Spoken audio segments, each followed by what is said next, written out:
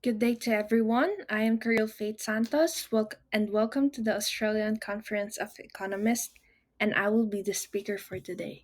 Here are the list of today's focus. Without further ado, let's get into it. To start off, in these slides, we are shown a consumer and producer surplus graph before or without tax. Consumer surplus is the difference between what consumers are willing to pay for a product and the actual price they pay. Moving on, producer surplus represents the difference between the price at which producers are willing to sell their product and the actual price they receive.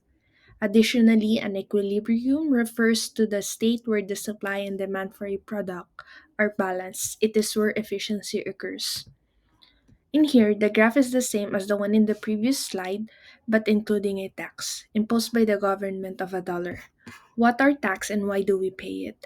Tax is a mandatory financial charge imposed to a taxpayer collected by the government. Taxes collected can be used to cover government services costs, such as for police, military, and enhancement of infrastructures. So, what happens if the government imposes a dollar tax paid by the seller of milk?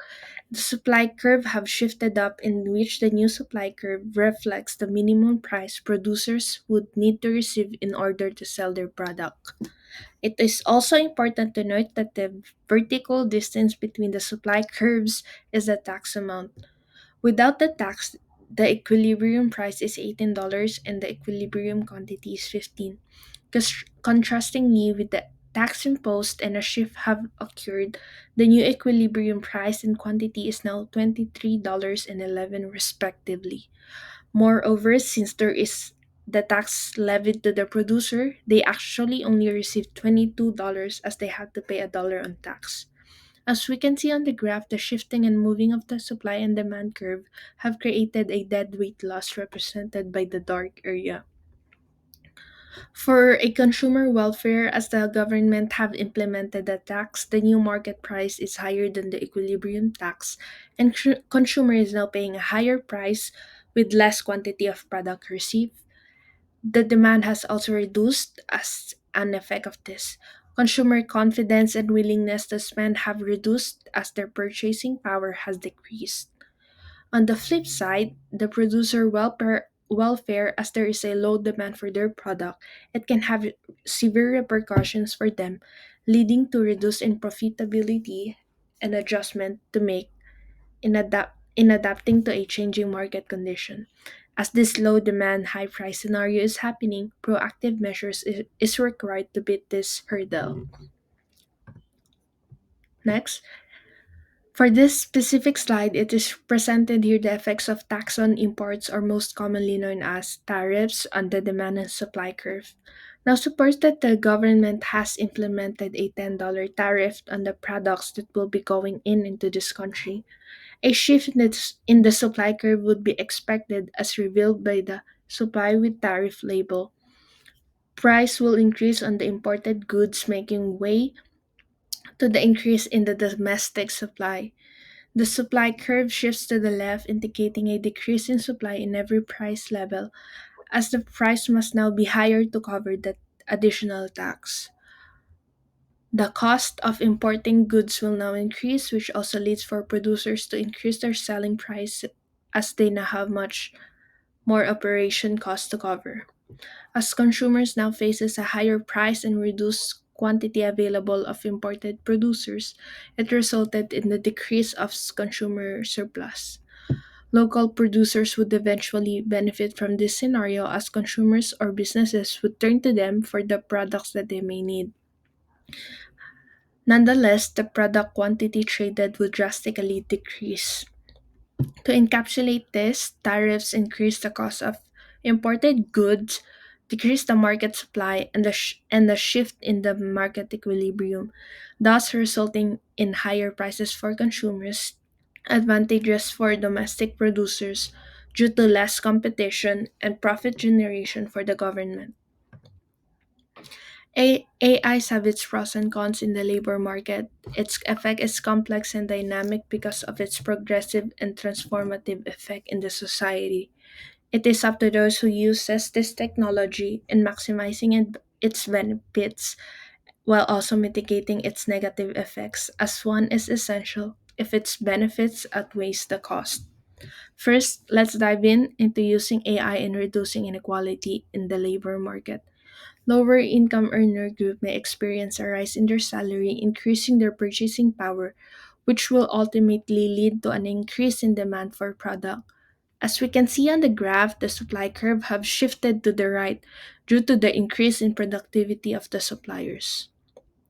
On to the next one, which is increased inequality due to the usage of AIs.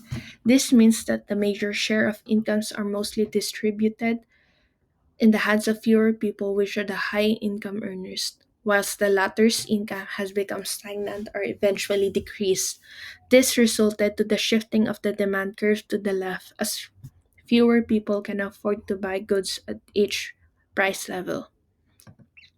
Next, using AI can for sure improve productivity by automating dynamic and complicated tasks and increase in efficiency and encouraging innovation.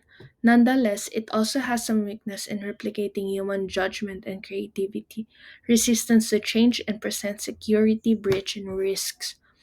To maximize the potential usage of AI technology, balancing these aspects are significant. In the first scenario, in boosting productivity with AI, it can be seen that the long run aggregate supply has shifted to the right as there is an increase in the real GDP due to higher productivity.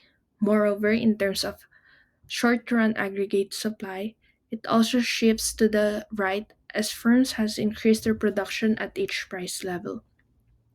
Continuing in this scenario, there is less to none change in the productivity while using generative AI. It is evident that there is no shifting or moving in terms of LRAS and SRAS. It remains stagnant, overall indicating that there is no particular change in terms of demand and supply. While it can be seen that there is a shift in the aggregate demand, which shifted to the left, it is not a significant indication that there is a change in the productivity level. Here is a empirical econometric model to assess the health and economic growth consequences of a fat tax. Fat tax acts as a policy intervention to combat diseases. It has positive consequences in the health aspect as it affects the consumption patterns of eating unhealthy foods and beverages. Moreover, as a tax is levied on those kind of products, it means that there will be a price hike which can discourage consumer on buying junk foods. With this outcome, it promotes a healthier population and potentially decrease in healthcare costs. Continuing, the health area can also have a positive impact on the economic growth as it increases productivity as workers are less likely to take a sick leave, and also it enhances performances as they are in good conditions to work. Furthermore, improved health outcomes can decrease the rate of poverty and inequalities, fostering a more stable and unified society. And that will be the end of this video presentation. Thank you for listening.